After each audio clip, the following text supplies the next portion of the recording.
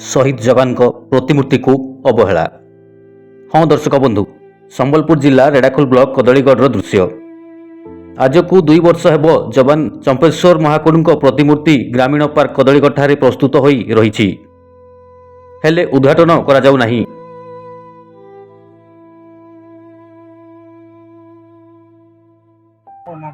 सरोज सेठी कदलीगढ़ panchayat sarpanch block होती रेड़ाखोल ये शहीद होइछन आम देश लगी आम समस्त लगी जे हमको सुरक्षा दूसरे तांकर प्रतिमूर्ति असंपूर्ण होगा रही था आमको बहुत दुख लगे। अंचलवासी भी बहुत दुखित अच्छे से यथाशीघ्र यदि संपूर्ण हो गले आम समस्ते खुशी हम पंचायत लोक खुशी आमर ब्लॉक लोक भी खुशी हे।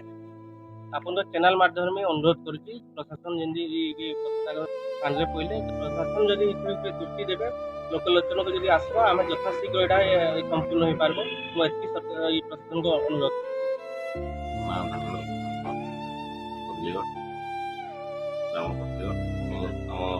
स्मृति रक्षा कमिटी प्रेसिडेंट 2018 मसीह चंपेश्वर मार्केट प्रशासन जिला प्रशासन लोक प्रशासन किसी ना चाहिए बहुत कष्ट लगी बना शहीद जवान प्रतिमूर्ति उद्घाटन अवहेला कदलीगढ़ अंचल स्थानीय लोक प्रशासन को ओ प्रतिश्रुति देइथिबा स्थानीय नेता माननकु दृढ़ निंदा करछंती।